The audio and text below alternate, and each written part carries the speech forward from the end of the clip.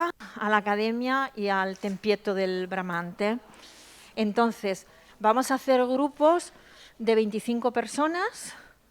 Cada grupo tiene un guía.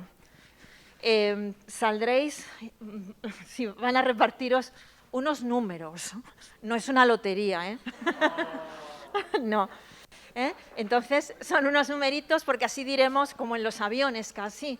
Por suerte no tengo que hacer todos los gestos, pero diremos, pues del 1 al 25, grupo 1 va con un intervalo de 10 minutos de un grupo a evitar aglomeraciones, porque además los espacios no son muy grandes. ¿Sí? Vamos a esperar que sean exactamente 3:30 para que se conecten los compañeros que están en su casa, que se estarán tomando su café, que aprovecho si me ven para saludarles otra vez. Ya os hemos dicho que tenemos la suerte de que se han conectado de distintos países. En África tenemos conexiones con Senegal, con Marruecos, con Mauritania. También tenemos gente que nos ve desde Moscú. Tenemos gente que es lo más original, ¿no? La primera vez que me vi de Tailandia. ¿Sí?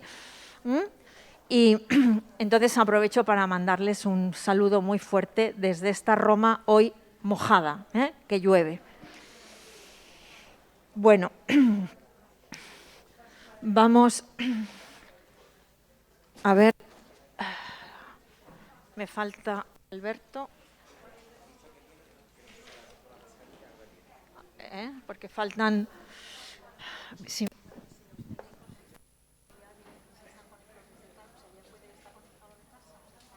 Yo creo que sí, porque Paco son las 3:30.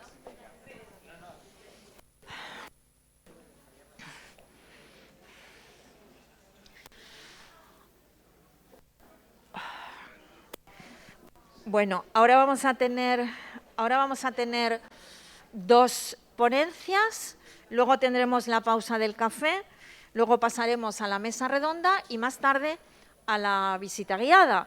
Y luego, por último, el embajador nos ofrece un cóctel en el claustro en la parte de abajo y ya os iremos dando las instrucciones. Yo ahora os voy a presentar a otro compañero del Instituto Cervantes, Alberto Gineste, que se va a encargar de la siguiente presentación.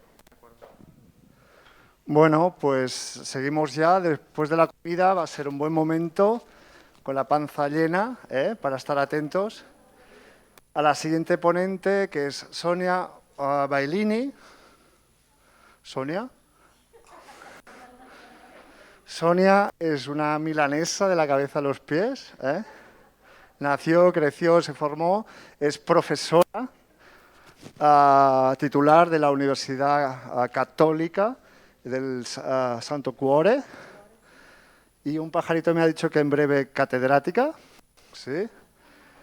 Y está especializada, bueno, en español, en lingüística, en traducción. Me interesa mucho el tema de lenguas en contacto y ha sido su investigación principal, ¿no? Italiano, español, pero también se ha dedicado mucho a ver el feedback interactivo. Su obra es extensa, afiliada a muchas asociaciones y nada más. Hoy ya le dejo la palabra para que nos hable un poco del feedback en entornos virtuales. Gracias.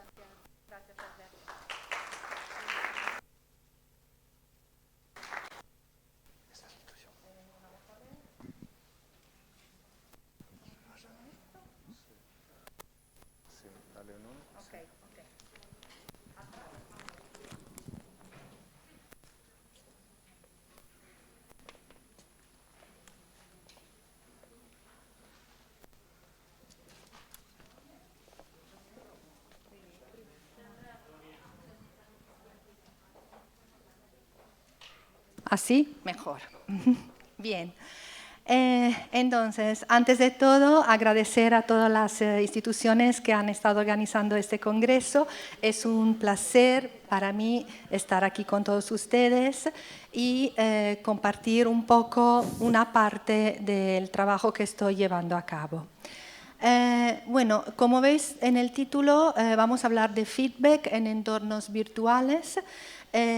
Primero vamos a dar un poco una definición general de qué se entiende por feedback, de las distintas modalidades que hay de proporcionar feedback y con qué modalidades. Después vamos a ver las herramientas que tenemos a nuestro alcance, las técnicas, que pueden ser también técnicas bastante normales, que seguramente hemos estado utilizando en nuestras aulas y que en este nuevo contexto al que nos ha obligado la pandemia, de alguna forma hemos tenido que trasladar a entornos virtuales. Vamos a ver de qué manera se han podido trasladar, qué nos ofrecen estos nuevos entornos, y después vamos a ver cómo esta nueva modalidad de interacción ha modificado las actitudes de alumnos y profesores con respecto al feedback. Este es más o menos el plan de la ponencia de hoy. Vamos a ver si la tecnología me ayuda. Ok, aquí una definición, digamos así, general, que he tratado de simplificar al máximo sobre qué es el feedback. Pues es la respuesta que un profesor, y luego veremos que no solo el profesor, da a una producción oral o escrita en una lengua extranjera. Pues en mi trabajo me he dedicado al español, evidentemente, y en un contexto de enseñanza a italianos. Pues es una respuesta que da el profesor con una intención pedagógica. Este es un aspecto clave, sobre todo porque estamos hablando de feedback correctivo, en el sentido más amplio posible, que no se refiere solo a corregir un error puntual, y que se ha clasificado en positivo cuando confirma que la producción es correcta, y negativo cuando señala que la producción no es aceptable desde el punto de vista formal o por su contenido, por alguna razón. Entonces, lo primero que hay que subrayar es que no es solo negativo el feedback, que es muy importante también dar feedback positivo, porque corregir siempre supone una amenaza para la autoestima, para la imagen pública de la persona al que va dirigido este feedback. Por lo tanto, es importante confirmar lo que es bueno, salvar lo bueno y tratar de seleccionar de la manera más adecuada posible qué es lo que merece feedback. Hay distintas modalidades de dar feedback. Lo primero es en qué aspectos de la lengua y sobre todo sobre la forma o también sobre el contenido. Esto depende de las finalidades de nuestro curso. Aspectos de la lengua pueden ser muchos, pues no solo la gramática, sino también la adecuación textual, el respeto de las convenciones, léxico. Bueno, cada profesor puede decidir sobre qué aspecto va a dar feedback, dependiendo también del contexto de aprendizaje y del tipo de tarea y del nivel de competencia del alumno. El feedback puede ser focalizado o no focalizado. Son traducciones del inglés. Lo siento, este tema sí he trabajado mucho en este ámbito y también explico brevemente por qué utilizo feedback y no retroalimentación. Pues de acuerdo con lo siento tener que decirlo aquí, esto en esta sede tan prestigiosa como la de la Real Academia, pero resulta que una serie de digamos, búsquedas en corpus, incluso en el Corpus 21 y también en la bibliografía relacionada con el tema, da cuenta que la palabra feedback internacionalmente tiene más extensión, más difusión. Y entonces, pues, perdónenme, pero he preferido utilizar esta palabra, lo siento mucho. Bueno,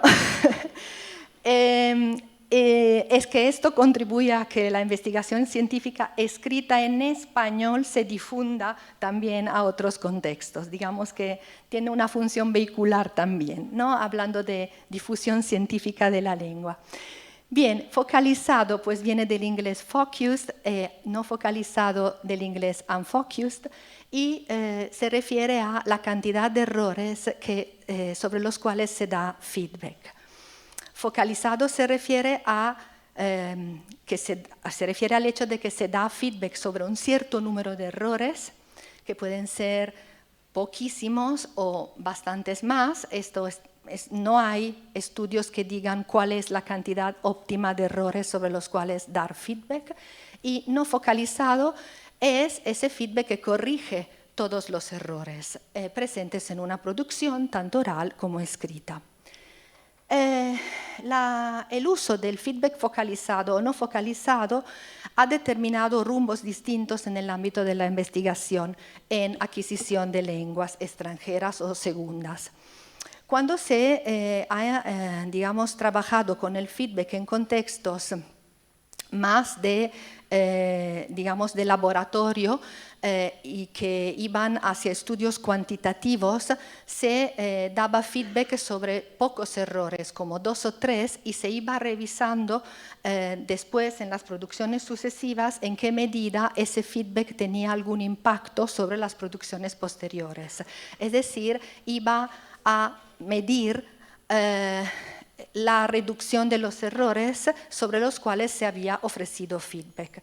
Pero esto en realidad no refleja mucho lo que pasa normalmente en el aula, porque en el aula tendemos a dar un feedback no focalizado, digamos que dependiendo un poco de lo que salga y de los objetivos de nuestro curso, de los temas que hayamos trabajado.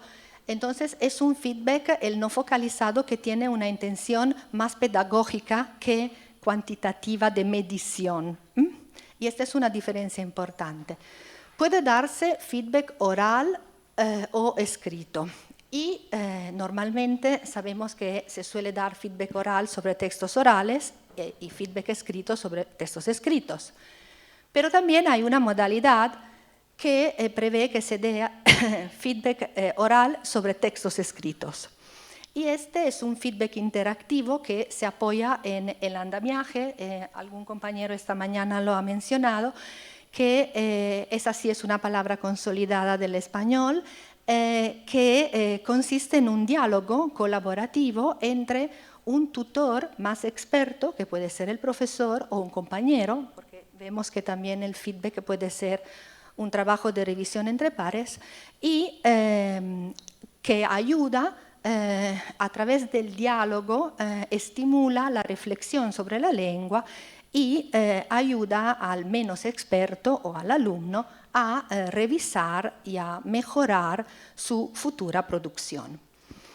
Como decía, pues el feedback puede darse entre alumno y profesor, por ejemplo en una tutoría, este tipo de feedback, o luego veremos las técnicas de feedback escrito y oral, o entre pares. Estas dos tipologías de feedback, por ejemplo, una tipología entre pares es el tándem. Estaba hablando antes con Begoña Llovet, que es la presidenta, la fundadora de esta maravillosa red que es Tandem y TandemNet, que tengo que decir que yo he utilizado mucho, y que consiste en que se formen parejas o grupos de alumnos, cada uno de los cuales está aprendiendo la lengua del otro. Y entonces así los alumnos trabajan en parejas, uno es nativo de la lengua que está estudiando el otro, y van revisando su trabajo entre pares.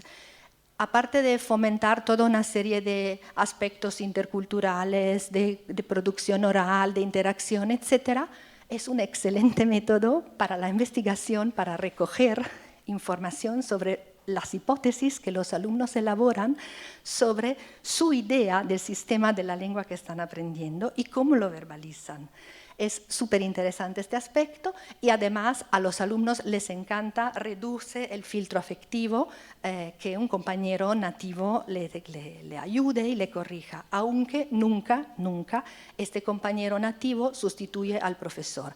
Son dos tipos de revisión y de feedback completamente diferentes. Y por último, y ahí vamos a lo virtual, el feedback que antes se daba de varias maneras ha sido obligado por la pandemia a trasladarse a un entorno virtual. Y aquí, ahí veis una serie de siglas, pues hay dos maneras de interpretar, de concebir la interacción cuando esta actividad de feedback se traslada a un entorno virtual. La primera remite a considerar la herramienta tecnológica como un medio que promueve la interacción entre personas, y aquí estamos en el ámbito de la comunicación mediada por ordenador, del inglés Computer Mediated Communication, y el otro aspecto, la otra tipología de interacción, que es la que se ha desarrollado en el contexto del aprendizaje de lenguas asistido por ordenador, del inglés Computer Assisted Language Learning, es la que interpreta la herramienta tecnológica como una interfaz que interactúa con el aprendiente. Son dos cosas diferentes. En el primer caso se trata de un medio, en el segundo se trata de una interfaz, y esto cambia muchísimo el tipo de feedback que puede darse. Hay diferentes maneras de concebir el feedback. Este esquema está sacado de un trabajo reciente de Cano, Pons y Huge, que a mi modo de ver explica muy bien tres mundos vinculados con el feedback. El primero lo interpreta como una información que el profesor ofrece al aprendiente con la idea de mostrarle cuál es la brecha entre su interlengua o su nivel de competencia actual y el nivel de competencia ideal que debería alcanzar en la lengua que está aprendiendo. La segunda modalidad, en este caso, digamos que la responsabilidad de ofrecer esta información recae totalmente en el profesor. El segundo tipo es el feedback interactivo, entendido como una experiencia de interacción que se materializa a través de un diálogo entre, digamos, el profesor y el alumno o entre pares también, y tiene una función de reflexión sobre la lengua y de sensibilización, de concienciación sobre la utilidad de esta actividad. Y es, en este caso, un trabajo compartido.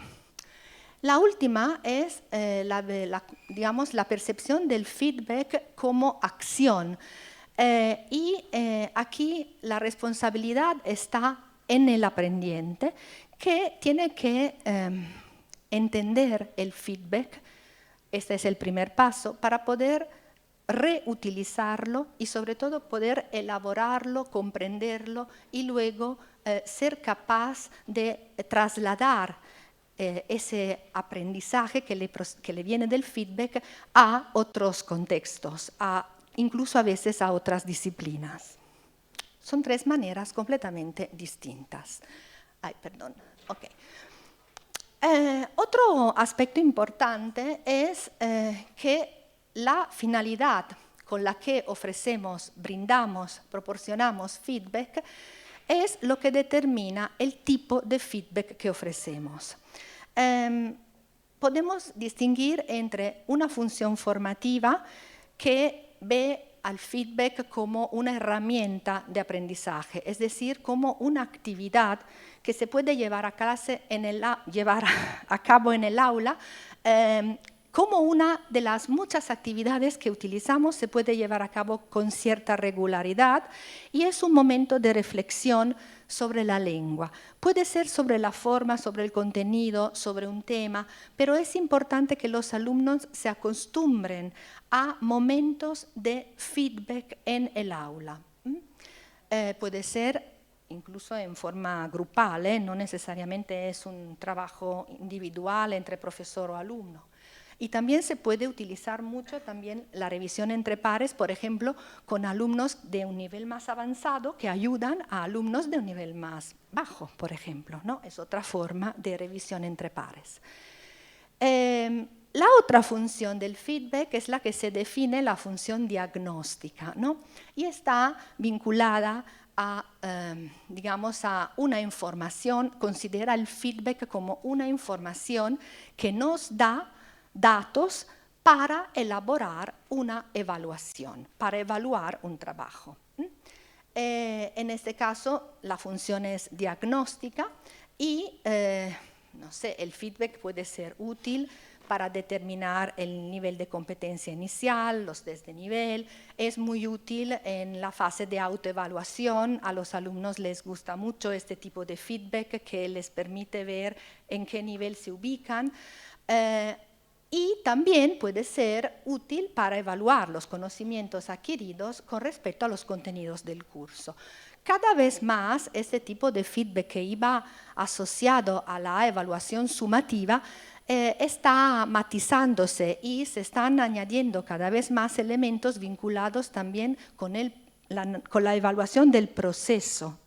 Entonces se van juntando un poco estos dos aspectos.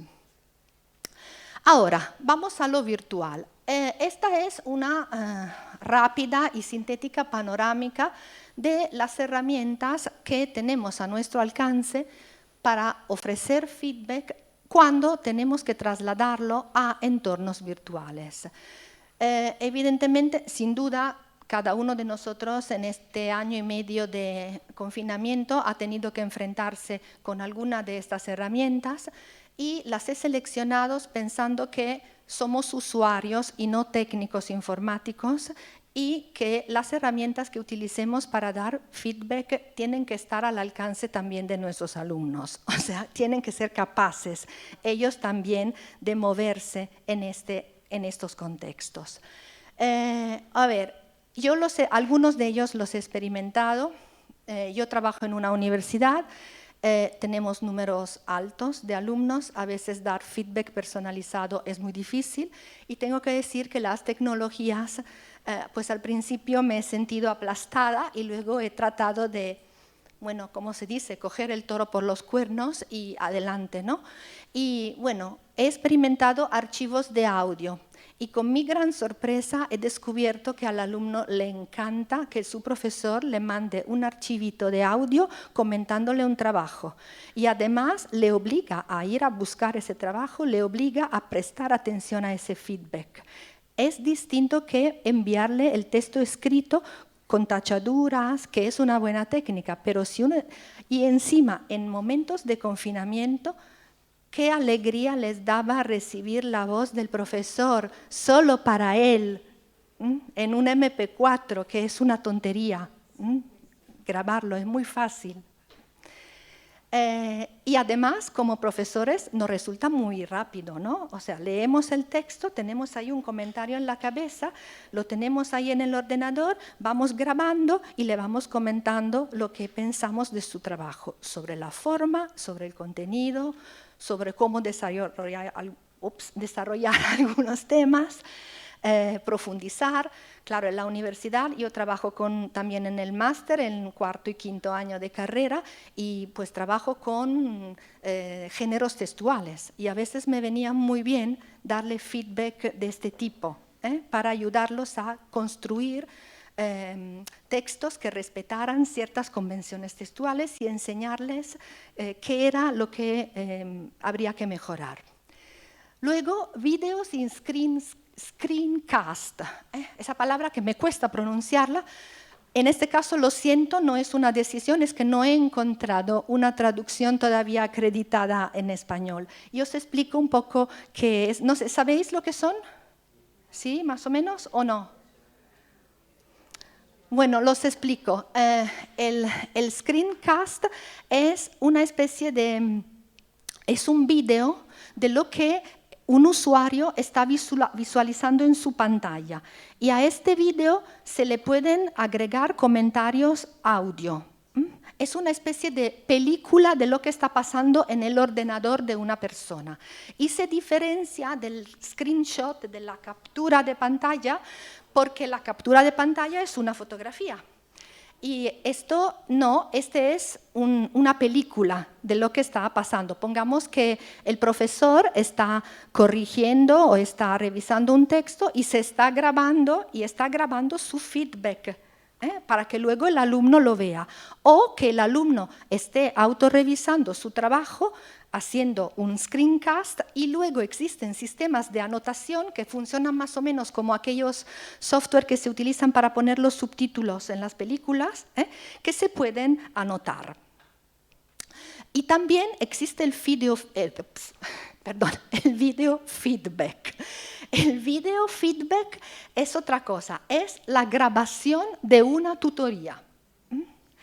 Y sirve, es una técnica que se ha empezado a utilizar en ámbito psicológico, lo utilizaban los psicólogos con los niños y luego ha pasado también a la didáctica de la lengua porque, primero, se graba una tutoría y luego el alumno puede volver a escuchar y a fijarse en lo que le ha dicho el profesor con calma en otro momento, pues necesita más tiempo, es un archivo ahí grabado. Que es útil para el alumno y es útil también para el profesor, porque, por ejemplo, yo me he dedicado al estudio de la interacción y de cómo los alumnos verbalizan sus hipótesis sobre cómo funciona el sistema de la lengua que están aprendiendo y este tipo de trabajo me ha dado datos muy interesantes. Se puede hacer también con audios, no necesariamente con vídeos. Luego, bueno, ahí he puesto foros y videoconferencias, pues hay un montón de software. Antes de la pandemia sabíamos que existía Skype para hablar con la familia si estaba lejos. Pues, y ahora es un momento, ay, te pongo en un Zoom, te pongo en un Teams. Pues mira, vamos a hablarlo más rápido así. Nos hemos familiarizado muchísimo más con esta herramienta y nuestros alumnos también. Y esto también les encanta. Primero, se han reducido totalmente las barreras espaciotemporales. Hay esas horas de tutorías en las que uno se quedaba 3 horas en el despacho, esperando a ver si viene algún alumno, y ahora no, pues te quedas, lo haces en 10 minutos, el alumno está contento, lo estás viendo más. Pues el confinamiento me ha acercado muchísimo más a mis alumnos y esto creo que es muy valioso en un contexto universitario, donde realmente la relación es bastante distanciada precisamente un poco por el estilo de la Academia Italiana y también porque realmente son números grandes. Yo ahora he llegado a conocer muchísimo más y más de cerca a mis alumnos gracias a este tipo de trabajo. Y luego, los espacios virtuales colaborativos. ¿Cuántos antes de la pandemia utilizábamos Google Doc? Google Doc estaba allí, existía. Pero no habíamos entendido que podíamos utilizarlo también para esto. Y también es un sistema muy útil porque se queda allí, nos mantiene el seguimiento de los cambios. No solo es útil mientras estamos revisando, sino que es útil después como material que queda allí y no tenemos ya esas... Yo recuerdo mis primeros trabajos de este tipo, iba con los exámenes escritos, había que decodificar el jeroglífico del alumno escrito a mano, era complicadísimo, uno se cansaba antes de empezar. Y ahora pues esto resulta más fácil, se puede modificar 4000 veces, se puede salvar, se queda ahí, se puede descargar en diferentes dispositivos, es fácil. Las plataformas de aprendizaje pues son sistemas integrados. Yo no sé cómo ha funcionado, yo trabajo en la universidad y no sé cómo ha funcionado la DAD en el liceo, en la secundaria, y etcétera. Puedo decir que hemos tenido la suerte de que hemos utilizado una plataforma que nos ha funcionado muy bien, que es Blackboard, que sé que es de pago, que la universidad ha invertido mucho.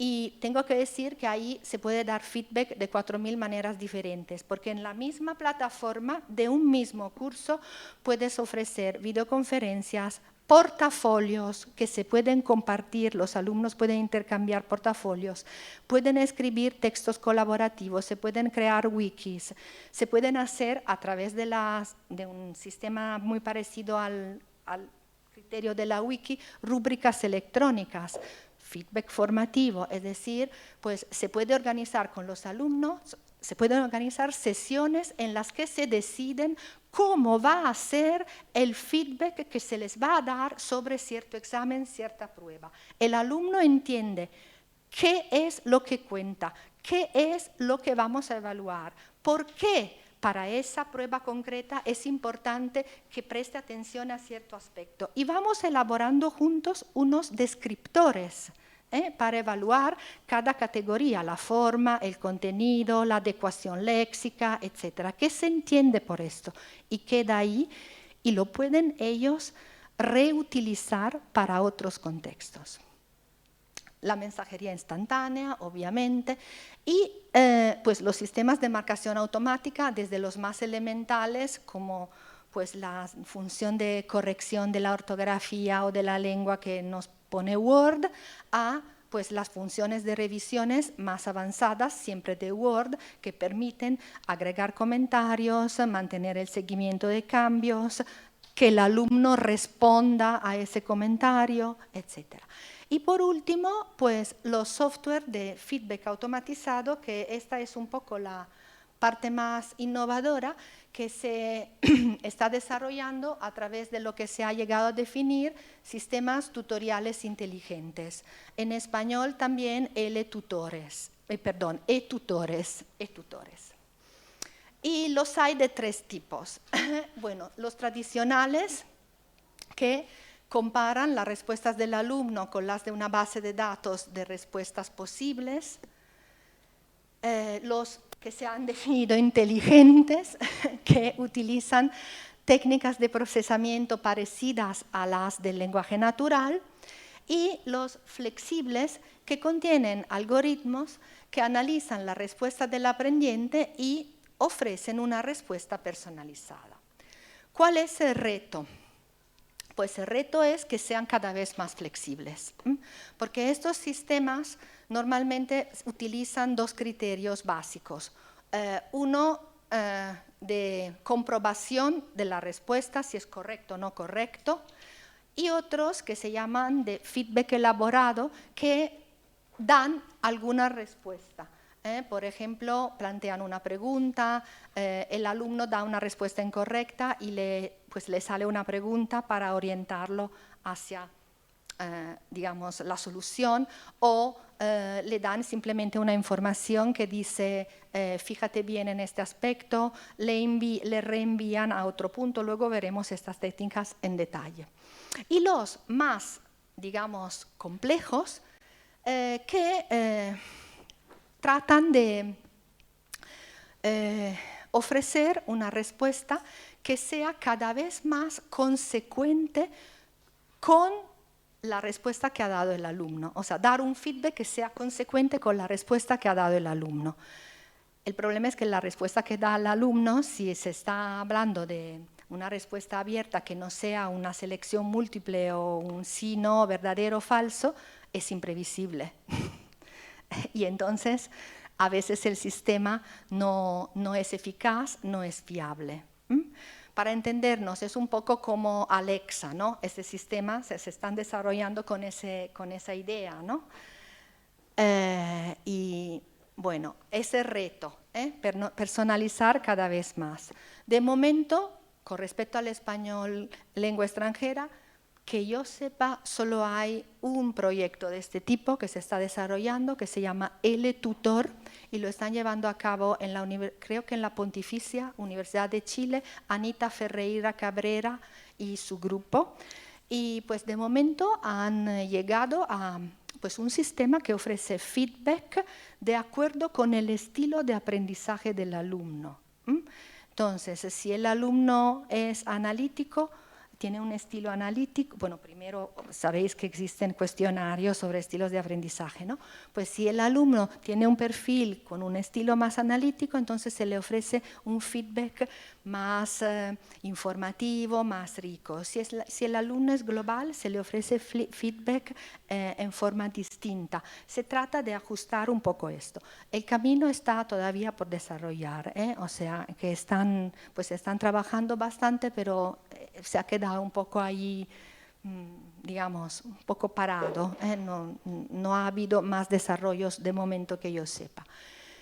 Ahora vamos a ver las técnicas.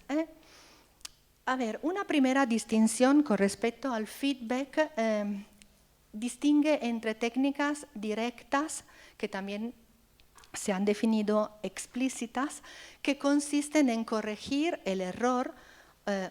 Pongo error para generalizar, pero bueno, lo que no está bien, ofreciendo la versión correcta en la lengua que se esté aprendiendo. Y las técnicas indirectas, que también se han definido implícitas, son aquellas que señalan la presencia del error, pero no dan la solución.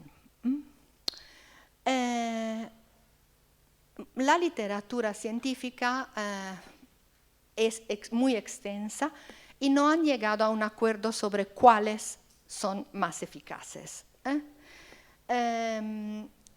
Yo creo que no es cuestión de decir qué técnica es más eficaz. Dentro de un contexto más, si queremos, más holístico, y a mí me gusta interpretar el feedback como una actividad interactiva, y voy más orientada a digamos, las herramientas tecnológicas como herramientas, medios que promueven y diversifican la interacción entre seres humanos. Creo que, bueno, no sé, esta forma de uso de las tecnologías la veo como más productiva. Y entonces creo que el feedback gradual, que es lo que veis un poco en esta tabla, que, bueno, que había sido realizada en el marco de la teoría sociocultural, en una tesis de doctorado y luego en un artículo en el lejísimo 1994 por Al-Jafrey y Lantolf, pues yo la he traducido al español, que no existía, por lo tanto, pues la responsabilidad de esta traducción es mía. Y también la he adaptado porque la escala original preveía 13 puntos y yo la he reducido a 10. Y consiste en, pues esto es lo que pasa durante el diálogo colaborativo, feedback como interacción, y consiste en una revisión donde el profesor da estímulos que son primero implícitos y cada vez más hacia lo explícito, hasta que el alumno llegue a entender cuál es el problema, dónde queremos que se fije. Y necesariamente, bueno, se están desarrollando también STI, sistemas tutoriales de feedback gradual, están intentándolo, pero el criterio básico es que no hay que exceder con el feedback, y este es un poco el problema que veremos después con las técnicas de feedback automatizado, porque si no supone ningún reto para el alumno, no es interesante, no es útil, no se fija. Entonces, pues estas técnicas están elaboradas de manera que, excluyendo el punto 0 de la lectura conjunta, de 1 a 5 son técnicas implícitas, a partir de la número 6 son cada vez más, aumenta el grado de explicitud, pero digamos que no llegamos a las técnicas explícitas hasta el punto 8. Y después se van ampliando con feedback más elaborado, más información, ejemplos de uso, indicaciones, etc. Esto yo lo he experimentado en presencia antes de la pandemia, pues grabando las tutorías, y también he seguido experimentándolo durante la pandemia con videoconferencias y me ha resultado mucho más inmediato, mucho más fácil gracias al uso de la herramienta tecnológica. Si tuviera que elegir ahora, pues no elegiría la tutoría presencial, no volvería atrás. Vamos a las técnicas de feedback oral. La clasificación que me parece más interesante en el contexto del español como lengua extranjera es la de Barbero Calcedo de 2012, que distingue entre técnicas de feedback oral que interrumpen al alumno y técnicas que no lo interrumpen. Y después establece una taxonomía cuatripartita donde domina otra vez ese criterio de implícito-explícito. Y como veis aquí, pues se interrumpe y no se da la solución, se interrumpe y se da la solución, con toda una serie de técnicas, no se interrumpe, o por supuesto no se interrumpe el turno de habla, y no se da la solución, y no se interrumpe y se da la solución. Por supuesto, cada uno de nosotros puede decidir, de acuerdo con su estilo de enseñanza, con sus alumnos, cuál es más brutal, cuál no utilizaría nunca y qué técnicas prefiere utilizar, por supuesto. También el feedback escrito se caracteriza por técnicas explícitas e implícitas, y pues estas son, me imagino que ya las conocemos, tachaduras, adiciones, reformulaciones, ejemplos de uso, pues marcas gráficas, al margen de la hoja, códigos de señalización de los errores, pues que también se puede organizar en contextos de escritura colaborativa, pues se decide con los alumnos cómo el profesor va a señalar sus errores.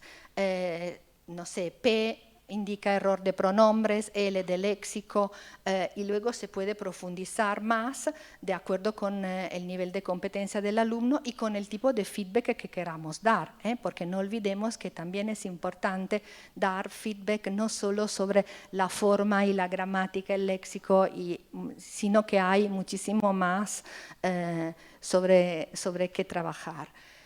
Y también hay que recordar que hay errores más sencillos de corregir, pues es muy fácil corregir un error de morfología verbal, de acusativo personal, pero mucho más complejo es corregir un error de adecuación de registro, por ejemplo, ¿no? o un error de organización de la estructura del texto, por ejemplo, o un error en el uso de los marcadores del discurso. Hay errores más difíciles de corregir. Y luego las técnicas electrónicas, como decía antes, no solo las funciones de revisión de Word, sino también la posibilidad de crear enlaces, de utilizar páginas web, de que profundicen en algunos aspectos del feedback, que den ejemplos de usos correctos.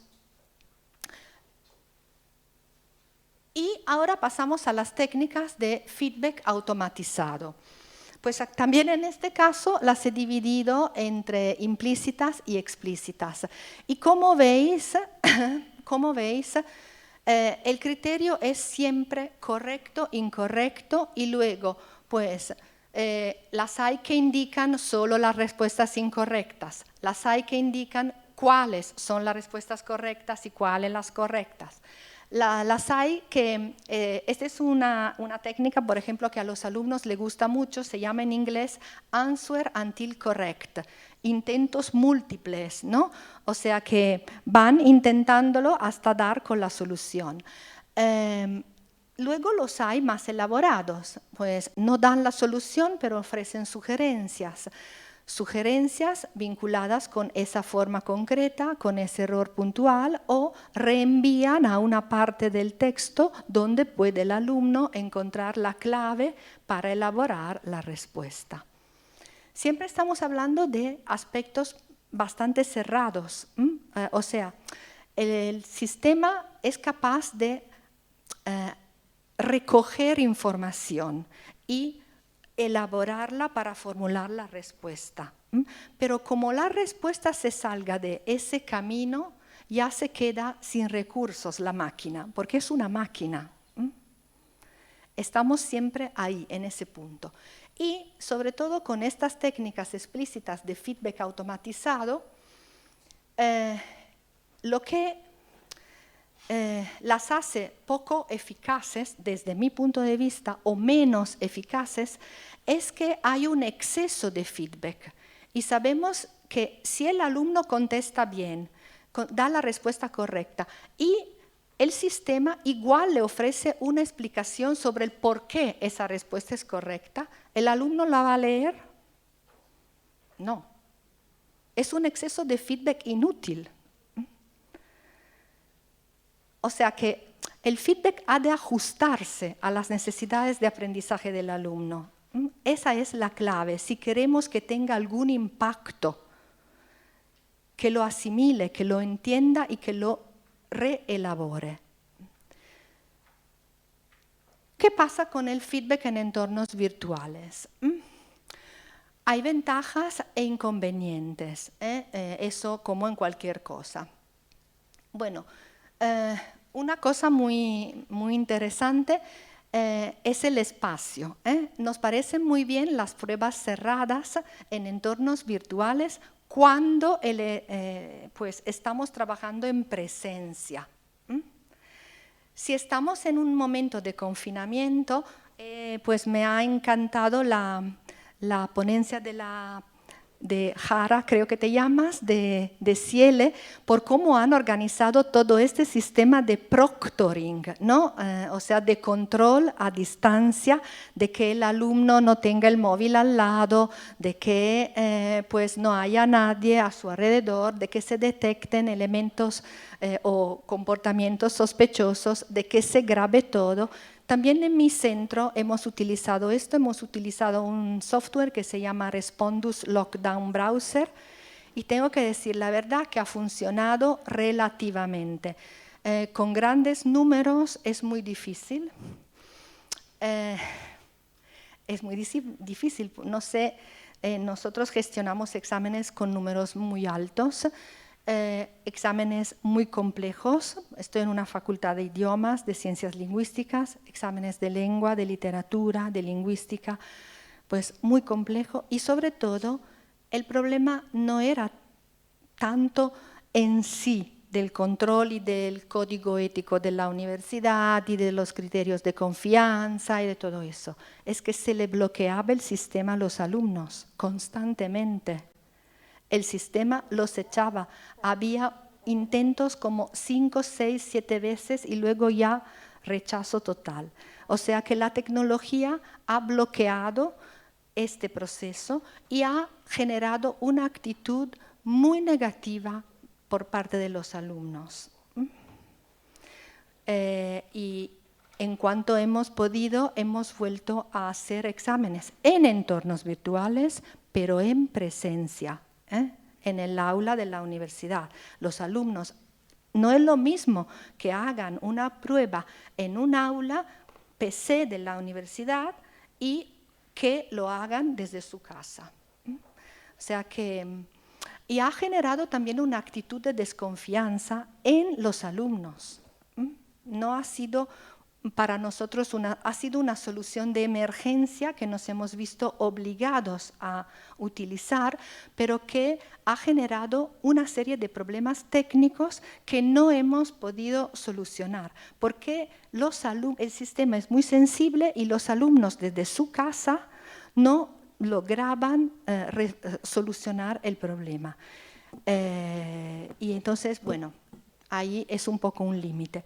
Luego sí, cuando se puede hacer en el aula, digamos, la función diagnóstica en pruebas, con preguntas cerradas, ofrece un feedback bastante fiable, bastante bueno, que nos permite gestionar de manera ágil grupos numerosos. Sin duda, uno de los aspectos importantes es que los entornos virtuales han ofrecido un feedback primero, más diversificado porque es multimedia y segundo, porque ha generado más opciones de utilizar la tecnología como herramienta de interacción entre personas. Hemos interactuado más gracias a estas herramientas, pero la interacción ha sido humana, no ha sido, digamos, no se la hemos pasado tanto a la máquina, a la herramienta tecnológica. Y después, pues una última, digamos, anotación, también se está trabajando sobre sistemas de feedback automatizado en redacciones, es decir, en pruebas que se dicen con preguntas abiertas. Hay muchísimos sistemas, software, herramientas que permiten analizar esto, pero pues por lo visto, al menos en el ámbito del español, hay un estudio de Benítez de 2019 que los ha reseñado uno por uno y ha llegado a la conclusión de que no funcionan, no son fiables porque no permiten, aunque se apoyen en el análisis semántico de la lengua, no permiten evaluar la adecuación pragmática, por ejemplo, la originalidad, la retórica del texto, la densidad informativa, el respeto de las convenciones propias de cierto género. Entonces, esto es un poco un límite. No se puede considerar fiable esta fuente de recursos todavía. Y por último, las actitudes. Vamos a ver las actitudes de los alumnos. Pues sin duda los alumnos aprecian la inmediatez del feedback automatizado, les encanta obtener inmediatamente el resultado de una prueba, se fijan sobre todo en el ningún feedback, es decir, en el puntaje, que eso es lo que importa, y eso sí, cabe decirlo, pero sí que lo consideran útil para autoevaluarse y para ver cómo está organizado un examen y qué valor le da a cada prueba. Porque cada vez más es posible decir, esto te vale medio punto, te vale un punto. Es posible ponerle, incluso en las plataformas que se pueden utilizar como Blackboard, decirle, mira, vete a ver cómo funcionan los pronombres en una pequeña línea, en una anotación. Se le pueden dar pistas. Y esto les gusta en la fase de preparación del examen, pero no les gusta que sirva como sistema de evaluación para el examen. Eso no les gusta porque no lo consideran fiable. Para ellos el feedback que vale es el feedback del profesor. La máquina para eso ya no, porque puede equivocarse. Y luego les encanta el feedback en entornos virtuales. Ha aumentado mucho el grado, el nivel de atención en videoconferencias, en textos compartidos, portafolios digitales que iban compartiendo entre ellos. Eso sí que les ha gustado y creo que ha contribuido mucho a aumentar por lo menos el interés hacia ese feedback. Porque es verdad que uno de los factores clave es que el alumno vea, se fije, preste atención a lo que apuntamos, a lo que comentamos sobre su trabajo. Prefieren el feedback asíncrono, aparte de la videoconferencia, pues les gusta el audio, el correo electrónico, porque pueden volver a escucharlo, pueden fijarse con calma. El feedback más fiable sigue siendo el del profesor. O sea que la idea, por más que nosotros como profesores hayamos intentado dar el salto tecnológico con un esfuerzo inmenso, pues no hemos cambiado la idea, la forma de entenderlo en los alumnos, que son muchísimo más nativos digitales que nosotros, que se mueven constantemente en este entorno, pero el feedback ha de ser del profesor. Es ese lo que vale. Tienen una idea todavía bastante tradicional. Entonces, ¿cuáles son las actitudes nuestras de los profesores? Pues que sí, que hemos entendido que, pues a pesar del inmenso salto que hemos dado, es necesario que sigamos actualizándonos. No podemos ya volver atrás, dejar de lado este aspecto. Segundo, hemos comprendido también que es importante que la manera en que estamos tratando de utilizar el feedback de alguna forma o de dar feedback afecta también al modo en que evaluamos. Si este examen lo ha hecho este alumno en la etapa de confinamiento, vamos a ver pues, por qué una prueba de gramática con pregunta cerrada la ha hecho súper bien y por qué luego la redacción está fatal. Como profesores, esta pregunta nos la planteamos y vivimos en la duda permanente de no dar una evaluación que realmente refleje la competencia del alumno. Y ahí pues es difícil, pero hemos tomado conciencia de esto, nos hemos enfrentado con una realidad nueva. Y también el grado de confianza en este tipo de pruebas puede variar mucho, como decíamos, dependiendo de cómo se desarrolle la prueba. Si yo hago un examen de preguntas cerradas porque quiero evaluar un test de nivel, pues en el aula, pues me resulta muy fácil porque estoy ahí en el aula y puedo ver cómo lo están haciendo. Estoy en un laboratorio. ¿Se me ha acabado el tiempo? ¿O no? 5 minutos. Ah, perfecto. Vale. Bueno, y nada, entonces somos muy conscientes del grado, pues de cómo tenemos que, digamos, valorar la fiabilidad de esos resultados automatizados. Y por último, es interesante porque este entorno nos permite tener un seguimiento más cercano de cómo el alumno reacciona y manipula el feedback que le ofrecemos. Y aquí los retos, simplemente, pues un mayor desarrollo de estos sistemas tutoriales inteligentes que están ahí pendientes de evolución todavía, pues más formación profesional para los profesores y pues un rol más activo, porque se queda ahí la función de feedback como acción. No se ha desarrollado todavía en entornos virtuales. Estamos en feedback como información y feedback como interacción, pero feedback como acción no. Y esto necesita un cambio de actitud y una implicación más significativa por parte del alumno. Y aquí termino.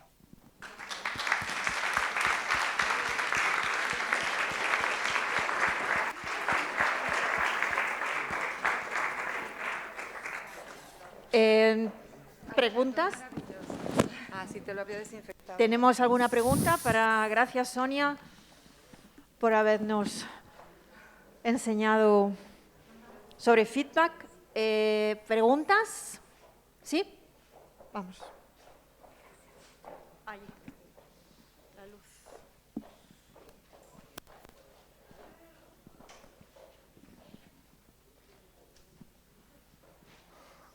Sonia, los internautas dicen que muy interesante y muy completa tu presentación y ha surgido una pregunta en relación a lo que has hablado al principio de feedback tándem, es decir, como externo, fuera del aula.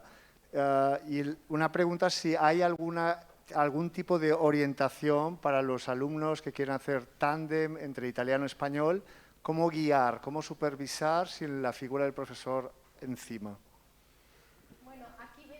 Perdón, aquí veo en la primera fila, pues, casi tengo ganas de invitarla a que suba y que lo comente Begoña, por favor, que es la fundadora de TandemNet. Bueno, yo he utilizado el tándem. Hay una, pues, lo explico un momento y luego le paso la palabra a Begoña, porque pues, me parece la persona mejor para contestar esta pregunta. Bueno, el tándem se puede organizar pues, a través de una plataforma que existe, que se llama TandemNet, o también se puede organizar entre centros escolares o universidades a través de contactos o grupos de profesores o de clase.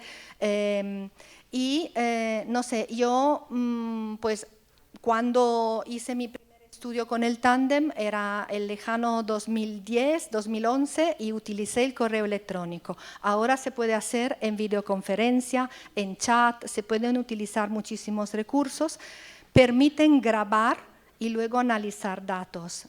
Le paso la palabra a Begoña para que dé información más práctica sobre el tándem. Bueno, rapidísimo porque el protagonismo es tuyo, Sonia. Simplemente deciros que bueno, la metodología tándem surgió en los años 50, en realidad, entre las entidades juveniles de Francia y Alemania para restaurar la amistad entre los dos países después de la guerra. Nosotros hemos creado la red de escuelas tándem, que es una red internacional que parte de la idea de Jürgen Wolf, que tiene lo que se llama la Tándem Fundazioa, en vasco, la Fundación Tándem, podéis encontrarlo en internet, está en San Sebastián, que se ha ocupado de reunir toda la bibliografía científica sobre el tema y bueno, podéis encontrar en la página web muchas herramientas. En las escuelas tándem organizamos cursos tándem, es decir, pues un curso, por ejemplo, para italianos que aprenden español, españoles que aprenden italiano, donde hay una parte formal de aprendizaje de cada uno de los grupos de idioma y luego hay un aprendizaje conjunto por parejas que, bueno, pues realmente fue muy novedoso en su tiempo porque supone también un tipo de aprendizaje autónomo, ¿no? Y un tipo de aprendizaje cooperativo. Por último, como todo ahora, pues hay una versión de una aplicación que se llama TandemNet, a través de la cual podéis encontrar parejas tándem. Os lo recomiendo mucho para vuestros alumnos y alumnas porque es la posibilidad incluso de hacer un tándem entre clases, ¿no? Tanto en secundaria como en bachillerato o para adultos. Y hay experimentos muy interesantes. La Universidad de Bochum ha desarrollado también mucho todo el tema tándem. Y bueno, pues en España estamos Tándem Madrid, que fue la primera escuela que fundamos en 1982, que utiliza también, entre otras cosas, la metodología tándem, y también hay tándem en San Sebastián, en Granada y en otras ciudades. Y bueno, estamos a vuestra disposición.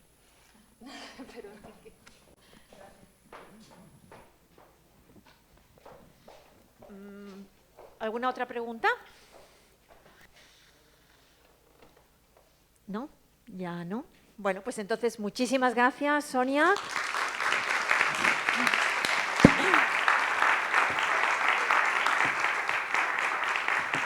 Y vamos a... No sé dónde están. Ah, aquí están. Están aquí. Bueno, vamos a pasar a la siguiente ponencia. Os voy a presentar a mi compañero, el jefe de estudios del Instituto Cervantes de Milán, Roberto Ortiz Teruel, que se va a encargar de presentar a otro compañero.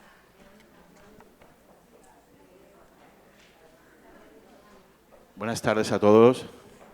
Muchas gracias por estar aquí. Vamos a hablar de un tema, un viejo tema, que es la traducción en clase de L.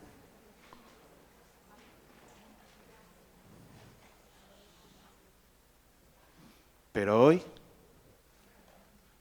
anuncio novedad. Es un tema muy viejo que siempre sale en observación de clases, siempre sale en la formación de profesores. Repito, hoy hay novedades. A las 4:30. ¿Quién? Una persona que tiene experiencia en la traducción en diferentes medios, cine y textos escritos. Una persona que tiene... Estoy súper nervioso. Una persona que tiene mucha experiencia como profesor en diferentes ámbitos, diferentes países, diferentes culturas. Y una persona que es muy amigo mío.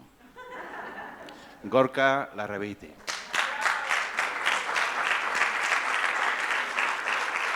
¿Dónde me tengo que poner? Ah, y dadme agua, por favor.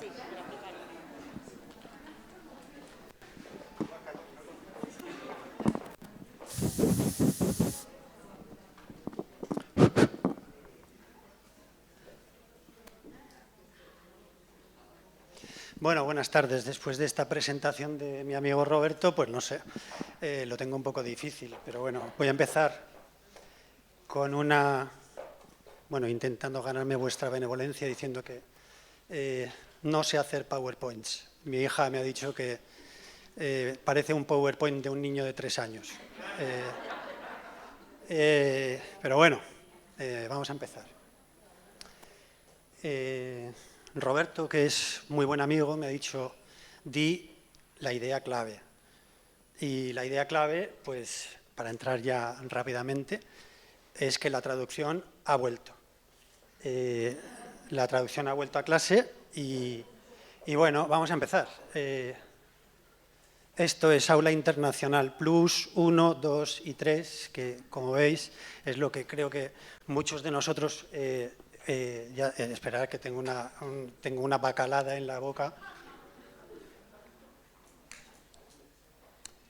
Aula Internacional 1, 2 y 3, con claros ejercicios para alumnos de cualquier país, en los que se proponen ejercicios de traducción o de comparación de estructuras. Bueno, y esto es ya la realidad del aula. En los manuales tenemos ya ejercicios planteados de frente, traduce. Bien, ¿qué ha pasado? Pues vamos a decir que en esta ponencia vamos a explicar. Primero, me voy a meter en un toro un poco difícil, porque es explicar la institución. O sea, ha habido un cambio institucional muy gordo. Este es el volumen complementario del marco común europeo, bla, bla, bla, de 2021, presentación de este texto el 28 de septiembre de este año, pero en el encuentro de profesores de difusión en diciembre de 2018, que es donde a mí se me cayeron los palos del sombrero, pues ya Neus Figueras, la profesora Neus Figueras, anunciaba que se venía una revolución de alguna manera. Porque la tan desdeñada traducción aparecía en el documento base que va a inspirar currículums, manuales, etcétera. Es decir, lo que va a condicionar más nuestra vida académica en los próximos 20 años. Veremos si es una buena noticia o no, pero eso está así. Entre 2001 y 2021 han pasado muchas cosas, pero bueno, eso es la primera parte de la ponencia. Voy a intentar explicar qué tiene este documento relativo a la traducción. En la segunda parte de la ponencia voy a intentar aducir tres razones que pueden explicar este cambio. Y en la última parte pues voy a simplemente mostrar cómo entiendo yo la traducción. Es decir, yo no soy ninguna autoridad, soy un profesor normal. No quiero decir que no vengo de la academia, en fin, cómo después de todos estos años de trabajo, pues yo creo que se puede utilizar y voy a hacer algunas propuestas. Claro. Bien, pues empezamos. Se presentó el 28 de septiembre y lo presentaron como un cambio de paradigma educativo, que son palabras mayores. Nos dijeron que todo había cambiado. Y para lo que a nosotros nos interesa, porque este documento debería ser objeto de estudio él solito, porque es, insisto, digamos, nuestra vulgata, ¿no? Es nuestra Biblia, ¿no? Toda la política educativa parte de ahí, por tanto, conviene conocerlo. Entonces, en lo que nos toca a nosotros, yo creo que, sí, aquí se ven, en esta parte de aquí, veis las novedades que ha habido en la parte, digamos, práctica, que son las escalas que utilizamos y que los propios autores de esta versión de 2021 dicen, ojo, que uno de los problemas que tuvimos con el 2001 era que la gente solamente miraba las escalas y no miraba la chicha educativa. ¿no? O sea, la chicha, digo, de pedagogía de las lenguas, etcétera, de didáctica de las lenguas. Bueno, lo que nos interesa, y yo me voy a centrar, veis que hay muchas novedades, ¿no? Hay claves para fonología, hay lenguaje de signos, hay nuevos niveles, hay muchas cosas, pero no nos interesan, hoy no nos interesan. Hoy vamos a centrarnos en 2 capítulos que merecen ser capítulos íntegros, nuevos dentro de este volumen. Y son el de mediación y el de competencia pluricultural y plurilingüística. Estos son ¿por qué? Porque se habla de traducción. Bien, vamos adelante. ¿Sí? ¿Esto qué es? No, falta una. Bueno, digo, la mediación en la versión de 2001, que esta no es la versión de 2001, falta una, no sé dónde estará, no sé qué he hecho. No, bueno, me la he comido. Bien, en la versión de 2001 había un problema, y es que la mediación estaba, y la competencia plurilingüe y pluricultural estaba, pero no estaban desarrolladas. O no estaban tan desarrolladas como debieran haber estado, ¿no? Y entonces, lo que sucedía era que en los ejemplos de mediación que se pusieron, se ponían ejemplos que eran sabe interpretar, sabe hacer interpretaciones orales no sé dónde, sabe hacer traducciones de no sé qué. De manera que había un error de concepción. La mediación, como veremos ahora, es mucho más que la traducción, ¿no? Y bueno, aquí lo veis, ¿no? Claro, sí. Aquí tenéis una cita de North, que es uno de los autores de 2021, que decía, claro, que en los países que adoptaron debido a esta breve descripción, pues se veía como un equivalente comunicativo de la traducción. Porque los ejemplos que se ponían eran equivalentes comunicativos de la traducción, no eran nada más, ¿de acuerdo? Bien, este es el cuadro que, como veis, es algo más. Aquí se ve que la mediación, tal como la entiende el volumen complementario, no es solamente una cuestión lingüística, es también una cuestión pedagógica, es también una cuestión cultural y es también una cuestión social. Son distintos aspectos que se desarrollan. Bien.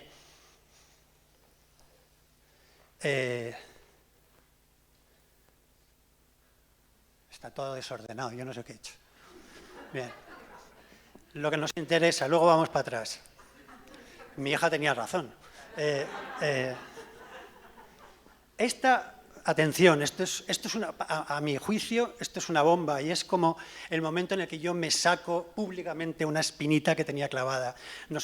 Yo creía que trabajando en escenarios como Egipto o Italia, en los que las interferencias son muy claras, la traducción debía de alguna manera servirnos para, pues para lo que luego veremos, para entender mejor los errores, ¿no? O para prever, o para avanzar, o para dotar de una sensibilidad gramatical mayor a los estudiantes, etc. Bueno, la bomba. Esto es la tabla, la escala de traducción, que va de A1 a C2. Ahora, vamos para atrás, ¡ole! Entonces, ¿cómo se entiende en este volumen complementario la traducción? Y aquí, atención, empezamos a ver ya, como correcciones del tiro para que no nos confundamos. No somos traductores. Entonces, nos están diciendo que la traducción en clase de lengua tiene que ser una actividad informal, no formal en todos los niveles, es algo informal, que debe ser algo frecuente, porque frecuente va a ser la presencia en clase de distintos actores, o sea, de distintos estudiantes que tengan distintas lenguas, etc.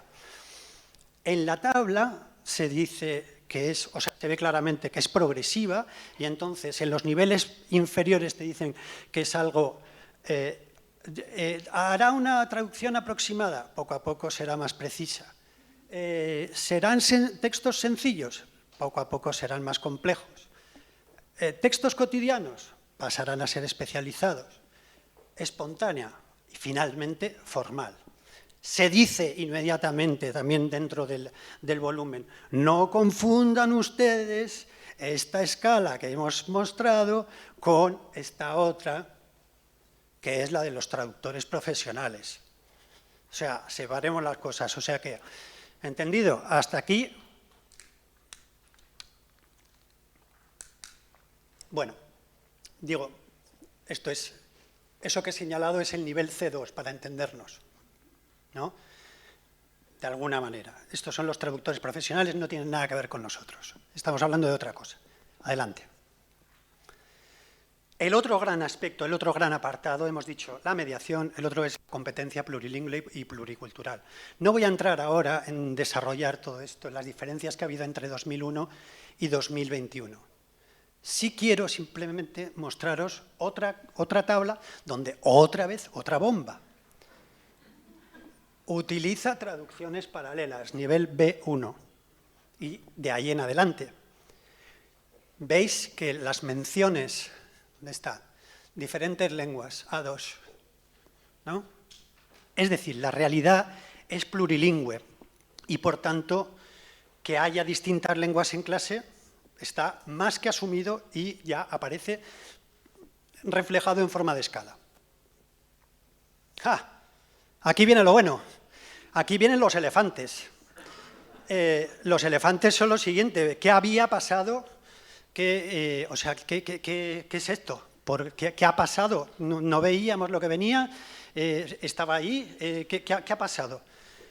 Estas son las tres razones que yo voy a aducir, que creo que sostienen, que son como ríos kársticos que pasan por ahí, por debajo del volumen complementario. Primero, hay más porqués y más elefantes. María Lozano mañana hablará de emoción, otro tema. No viene al caso ahora, pero atentos mañana.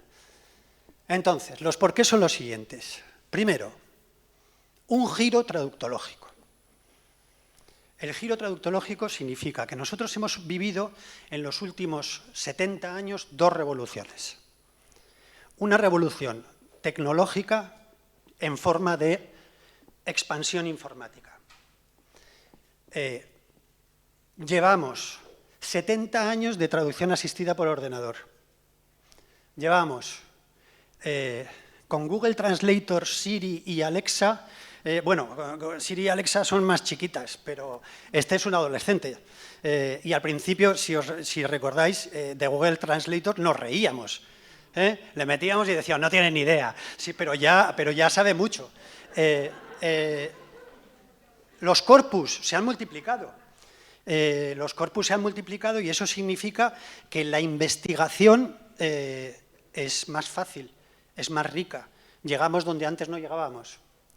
Y aquí, que es la vieja versión, no sé por qué estoy poniendo este cacharro, María Lozano, que es una experta, me decía, atención, te has quedado muy atrás. Hace 10 años tuvimos otra revolución dentro de la revolución informática, y es la de los aprendizajes profundos, las redes generativas, ¿cómo se llaman? Redes, dímelo. Redes generativas antagónicas, es decir, que María, no solo María, el otro día Miquel Arteche, un chico que trabaja en Facebook, inteligencia artificial y tal, los traductores de textos periodísticos de machine neuronal, no sé qué, estos nuevos traductores que utilizan estas nuevas redes neuronales son mejores según evaluadores profesionales humanos. Ya no distinguimos quién está haciendo la traducción. Fijaros qué salto. Segundo, una revolución espacial. El mundo se ha hecho global y el hecho de que el mundo se haya hecho global ha implicado una afirmación del plurilingüismo en todas partes y, como no, en nuestras clases. De manera que hoy, en una ciudad global como Londres, lo que tienen es que no tienen una lengua, no tienen un escenario como el nuestro, en el que tenemos una lengua y un escenario monolingüe, sino que a lo mejor en clase tienes, pues como aquí la gente que trabaja en la FAO o en escenarios, ¿no? Pues que tienes a lo mejor 2 alumnos que se relacionan en francés más otros 2 que se relacionan en inglés y tú estás enseñando español. O sea, una gran chocolatada de lenguas. Bien, esto es el principio del giro traductológico. Bien. Ups, ¿qué he hecho? ¡Ja!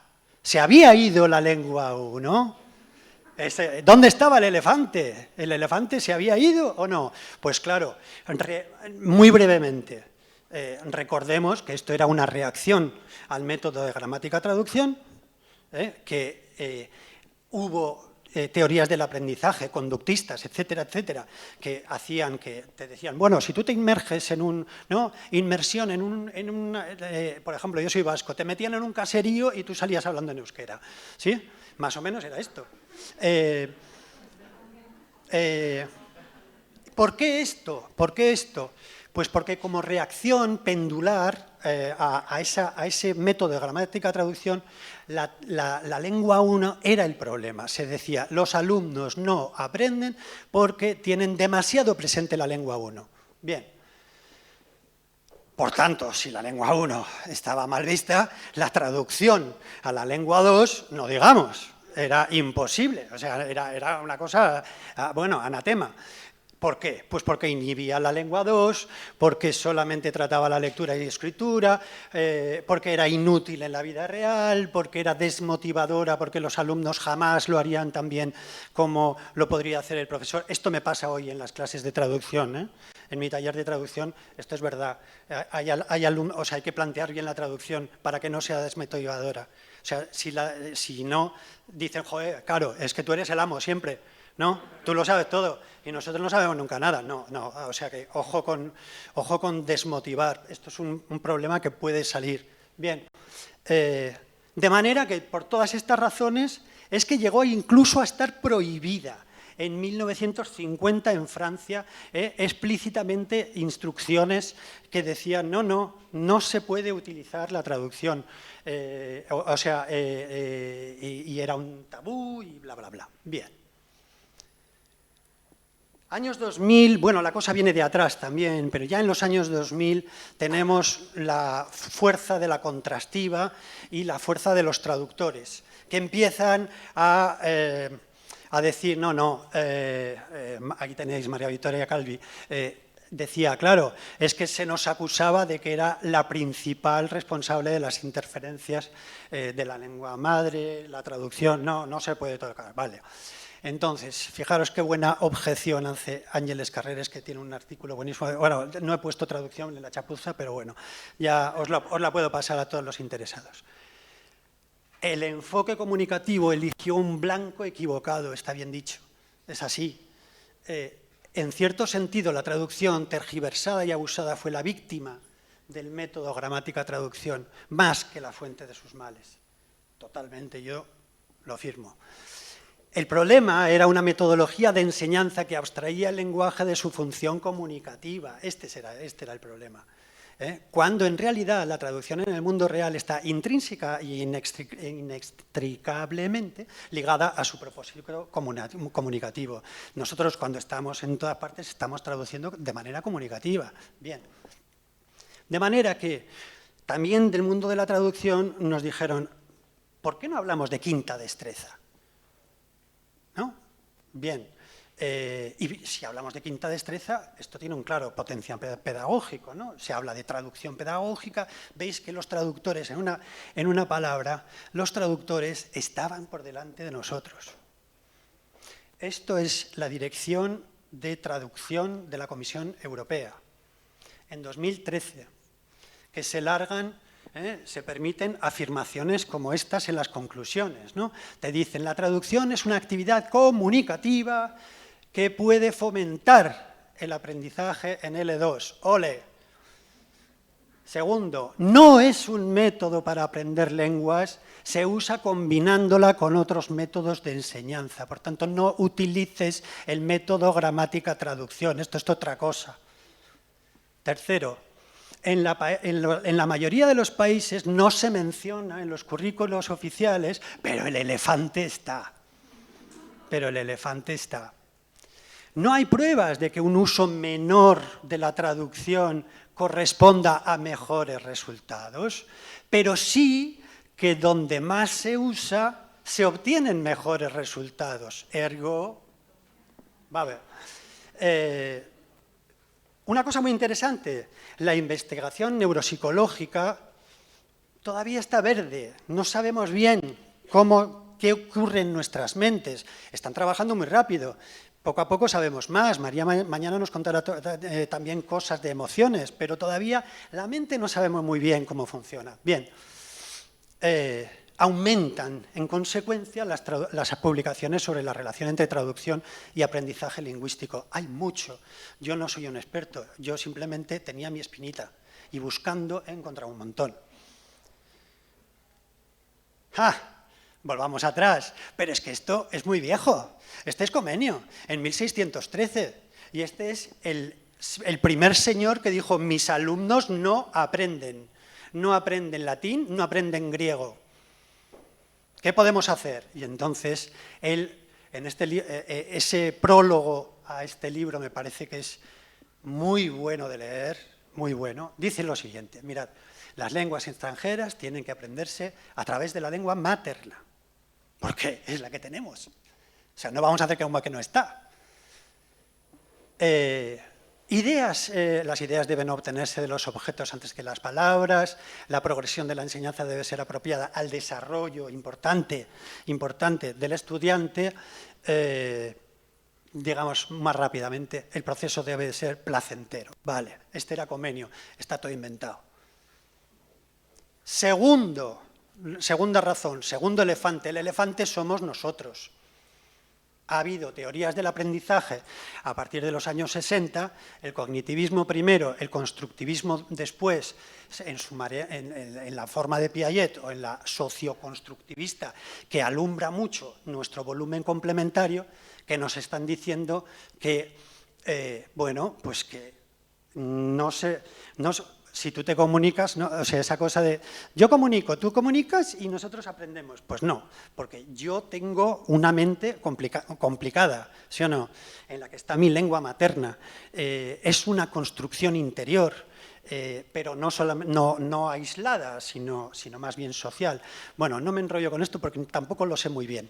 Pero esto es importante porque son teorías, o sea, hay que entender de dónde viene la cosa.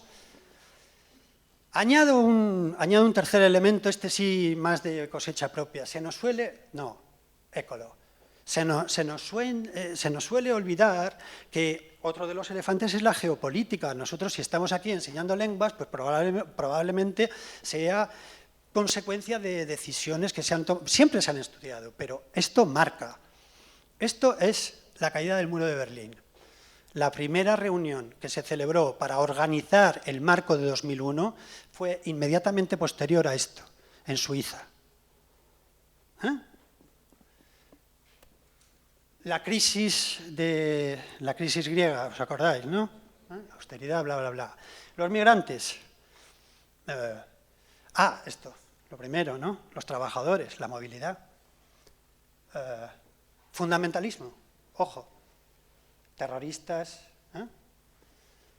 la pandemia, que la he dejado ahí para que luego Roberto y estos nos aclaren las cosas en la mesa de después.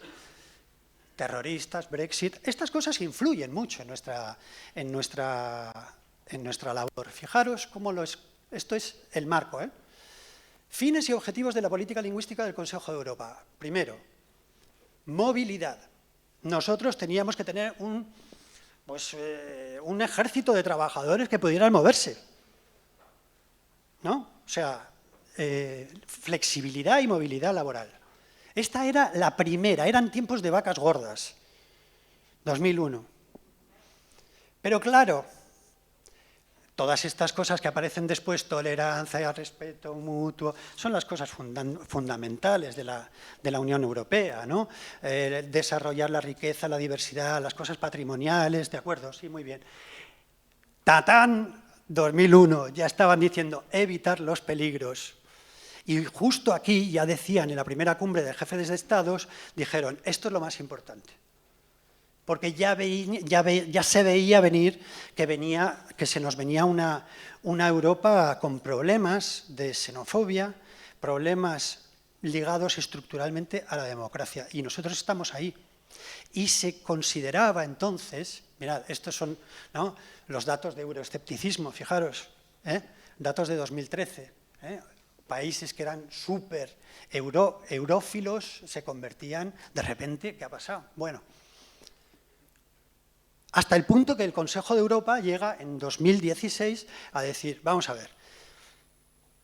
ver cuáles son las competencias de un ciudadano democrático, ¿no? Y a ponerlo por escrito. Entre estas, ¿dónde estoy? Ah, qué bueno esto, ¿eh? Qué maravilla.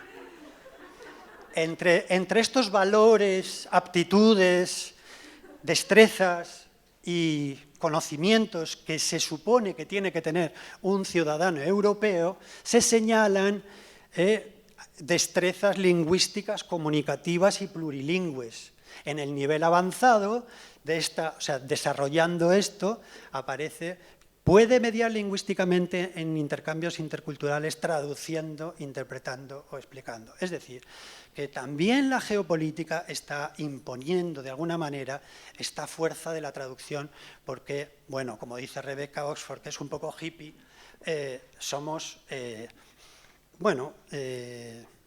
construimos puentes. Los profes construimos puentes y no se nos tiene que explicar. Es un poco hippie, pero sí, tienes razón.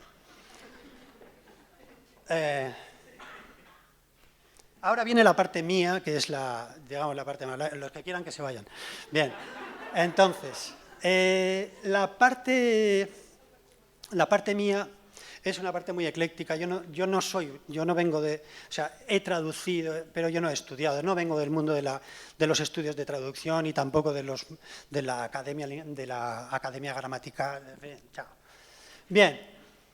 ¿Cómo entiendo yo la traducción? Pues yo la entiendo de una manera muy ecléctica. Voy a guiarme por Umberto Eco. Traducir es negociar. Me guío también por Franco Fortini. Traducir es compensar. Me guío también por la definición del Tommaseo.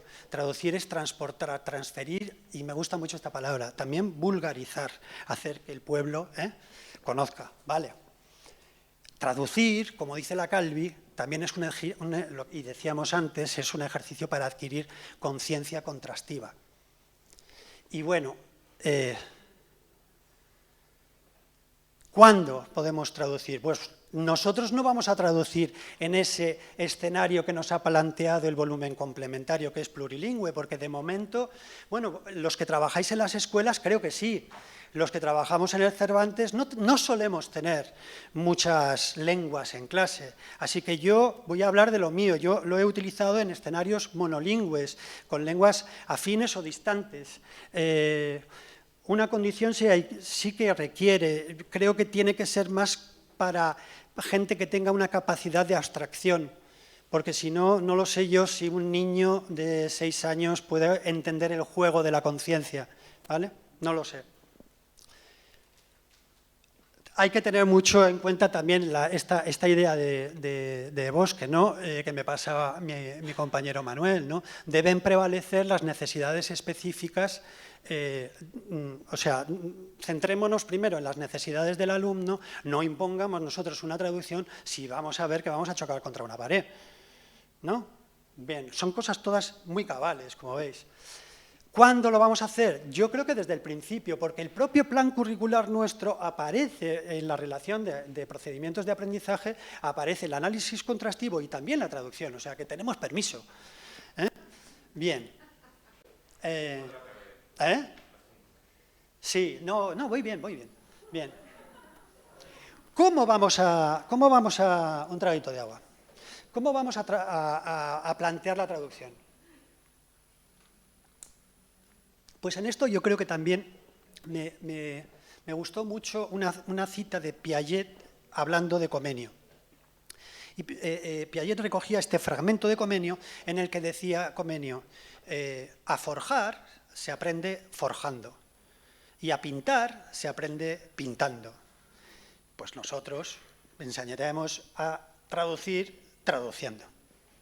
Decidme, ahí no se ve, ¿no? ¿Lo veis? Manatja la miseria. Es que qué chapuza. Primera frase, o sea, este ejercicio os lo digo, os lo leo y así lo veis mejor.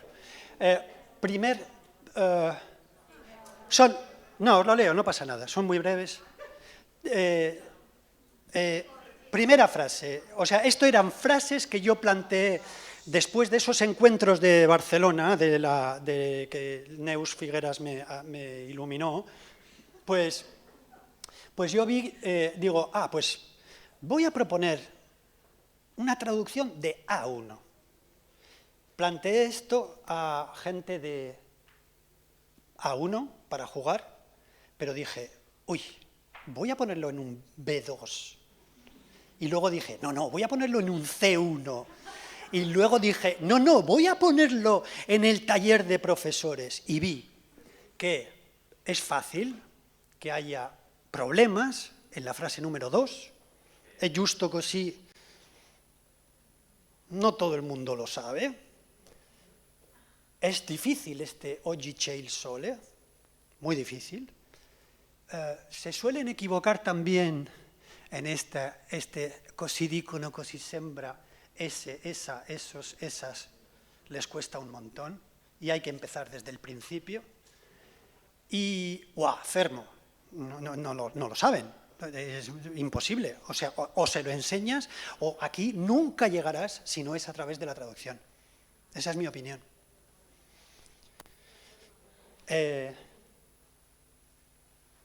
No.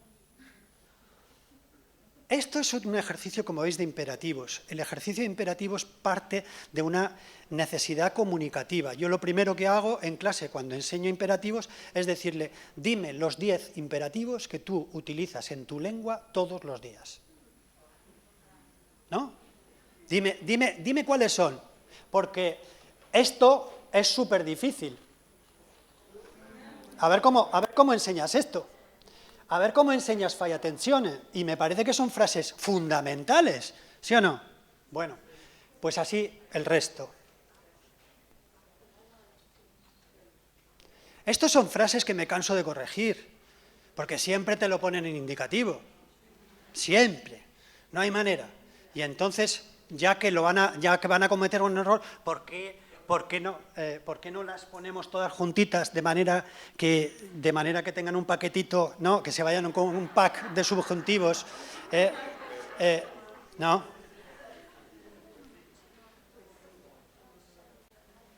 ¿Por qué esas frases? ¿Por qué esas frases y no otras?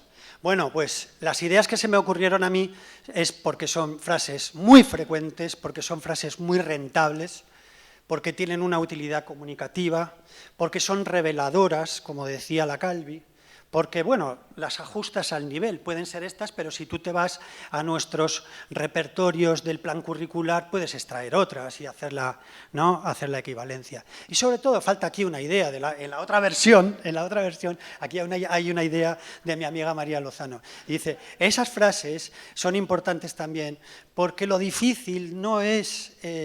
o sea, las gramáticas contrastivas se han centrado siempre, como dice ella, muy bien dicho, se han centrado siempre en las asimetrías. Pero claro, las que son simetrías aparentes son más difíciles de corregir, y estoy de acuerdo con ella. Esto, ampliando esta visión de la traducción que yo tengo, que como veis, podíamos haberla llamado mediar y hubiera sido muy, muy de moda, ¿no? Hubiéramos dicho mediar la fonética y a lo mejor hasta me hago famoso, ¿sí o no? O podíamos haber dicho contrastar si hubiéramos estado en la academia, ¿no? Yo le digo traducir porque es llevar de un sitio a otro y hacer que se revelen verdades. Mirad, estas son las palabras inacentuadas en español, que si os la llego a... Esto estaba puesto en otra, porque os iba a preguntar, ¿eh? No sé si todos sabéis cuáles son, ¿eh? Bueno, a ver, son estas.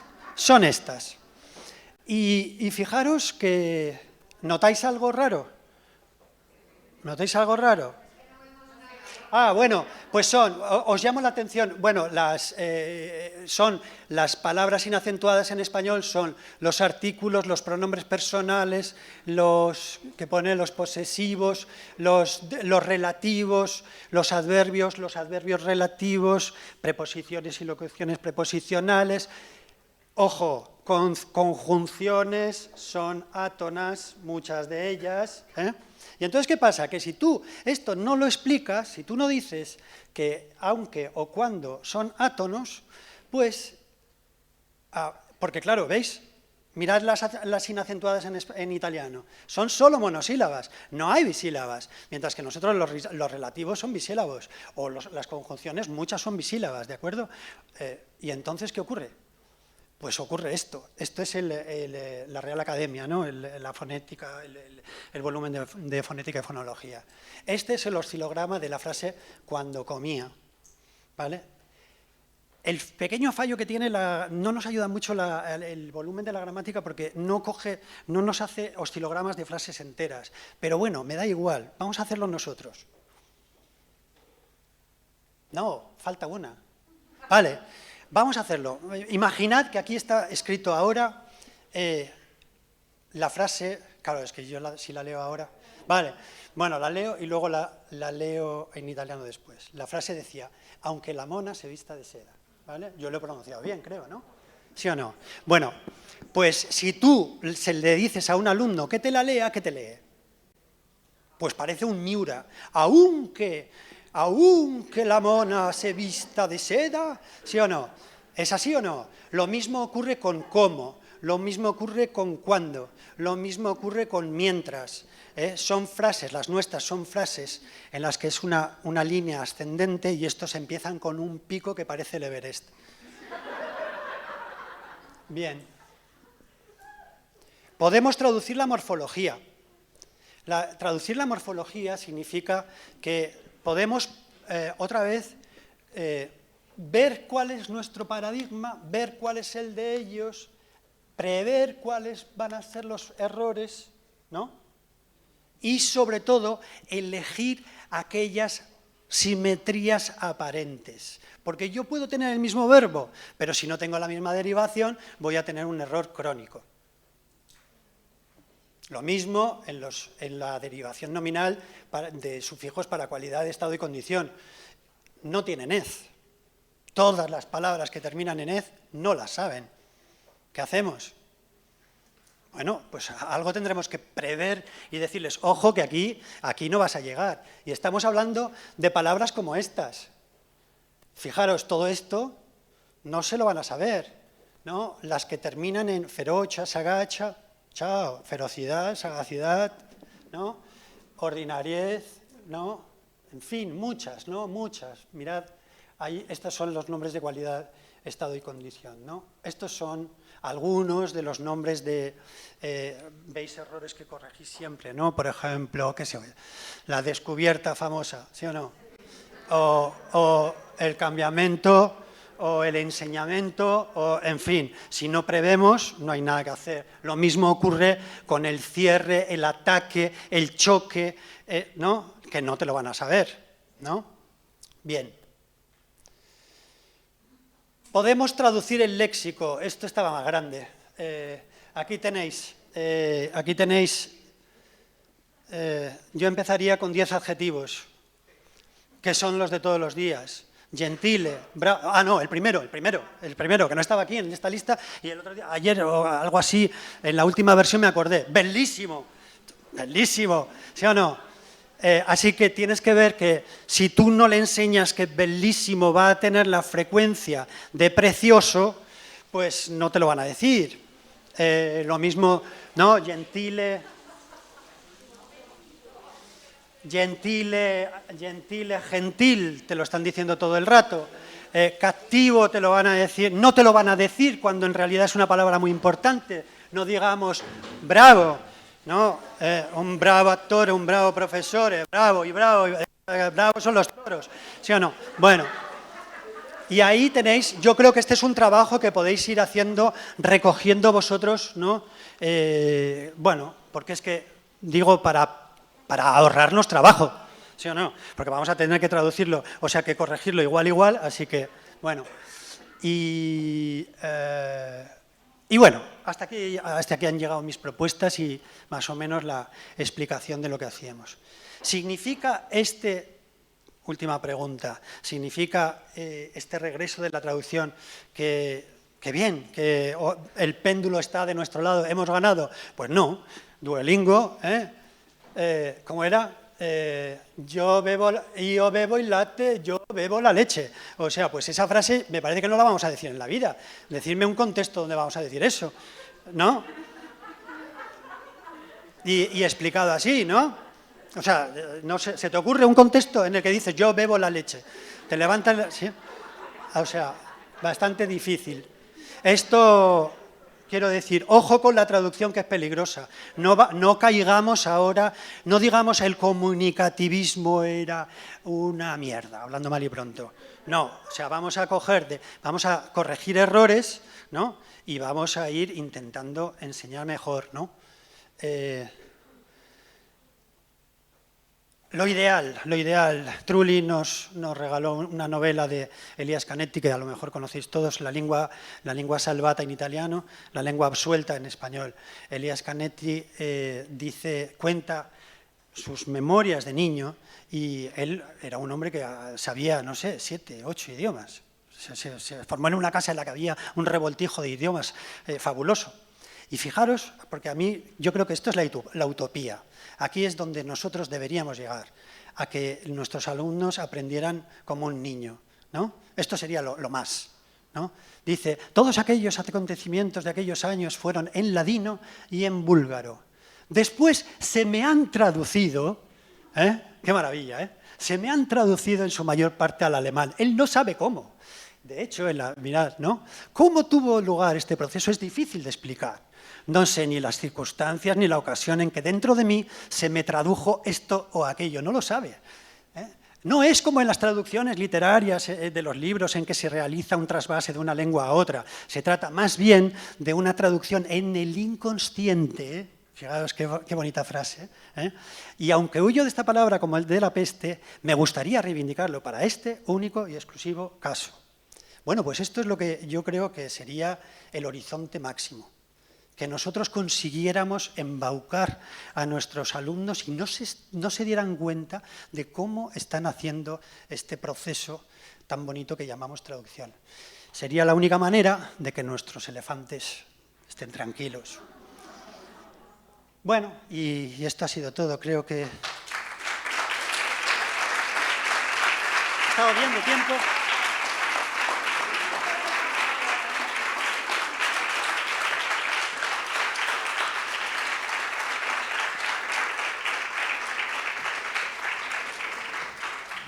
Pido disculpas por el PowerPoint, porque realmente, o sea, ya le diría a mi hija, porque, ¿cómo se dice en italiano? ¿Cómo dicen? Me la tirata, para propio, me la tirata verdadero. Bueno, nada más, preguntas, comentarios. Podéis preguntarme a mí, responde María Lozano. ¿Preguntas para Gorka? ¿Sí? ¿Por allí?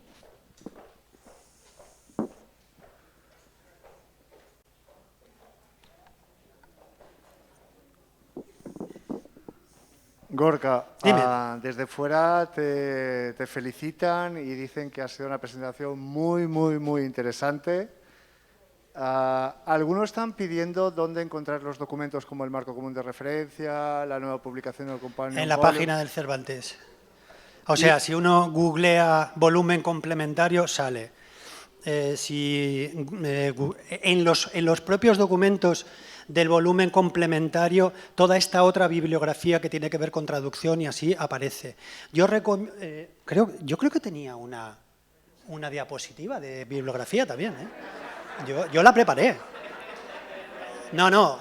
El nombre, un nombre importante, apuntaros este nombre, Ángeles Carreres. A través de ella creo que llegaréis a muchas cosas de traducción, porque bueno, son esta gente que yo creo que han ido por delante, que se lo han encontrado, porque claro, ellos han seguido enseñando en las aulas, ¿no? Ellos enseñaban traducción y yo creo que enseñando traducción los alumnos también aprenden. ¿Es el mismo caso que el nuestro? Yo creo que no. ¿No? O sea, yo no estoy diciendo con esto, nosotros tenemos que utilizar la traducción a saco ahora porque van a aprender. No caigamos en errores, no caigamos en el movimiento pendular ahí exagerado, pero sí creo que nosotros lo podemos utilizar. Dime, Mach.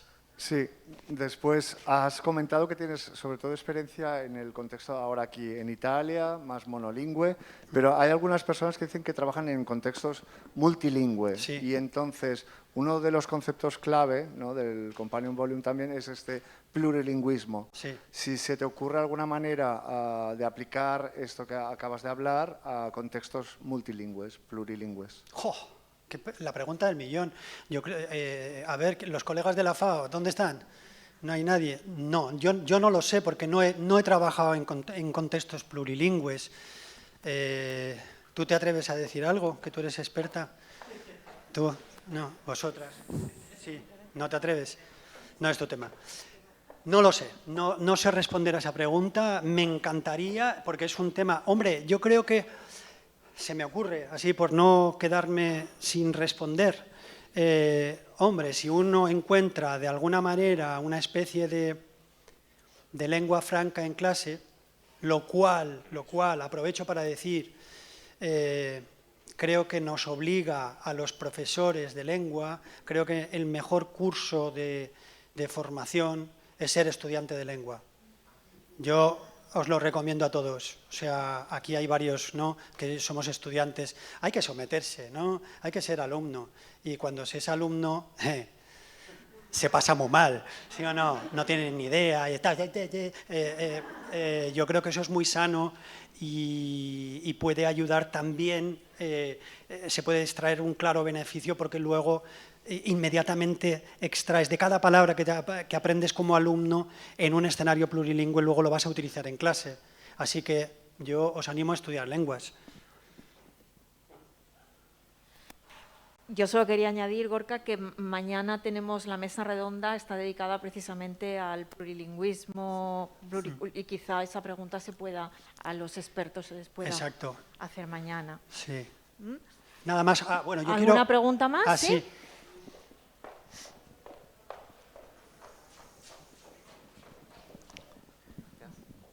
Buenas tardes. Buenas. Una amiga mía española me comentaba, ¿no?, que existe una palabra intraducible al español, una palabra italiana que es addirittura. ¿Cómo lo traduciría usted?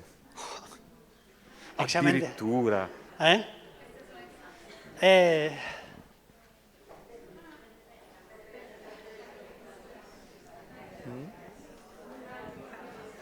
Es una pregunta a bocajarro, parece un examen de traducción. No lo sé. No lo sé, me pillas. ¿Cómo lo decimos? ¿Cómo decís? Pero yo creo que depende del contexto. Claro, fuera de contexto. Exacto. Sin contexto no. Sin contexto difícil. Gracias. Eso es lo que se llama echar un capotazo. Gracias. ¿Qué más? ¿Algo más? ¿Más preguntas?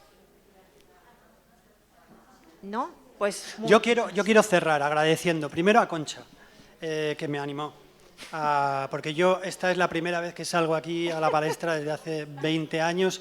Estuve en 2 talleres porque el jefe me mandó a Bolonia una vez y la otra porque me dijeron, bueno, ya que lo has hecho una vez, hazlo 2. Pero fue todo a raíz de lo que contó Neus Figueras, que si la veis, pues agradecérselo. Soy el culpable de eso. O sea, ella es la culpable de que yo esté aquí. Y agradezco también a María Lozano, bueno, las conversaciones, porque con ella se trabaja muy bien y la considero una maestra, compañera y amiga. Y a Trulli, porque nos dejó la novela de Canetti, que recomiendo. A Manuel, porque me enseñó cosas de la contrastiva. Y a todos vosotros por la paciencia y por el... Lo siento por el PowerPoint. Y nada más, ¿no? Creo que ya está, ¿no? ¿Se me olvida algo? No. Pues muchísimas gracias, Gorka. Gracias. Muchísimas gracias. A ver, espera, ¿es esto? No, te dejo.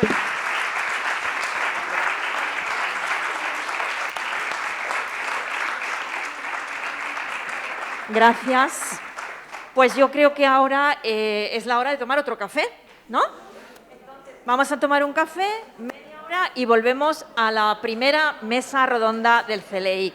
¿De acuerdo? Gracias. Se ha caído esto.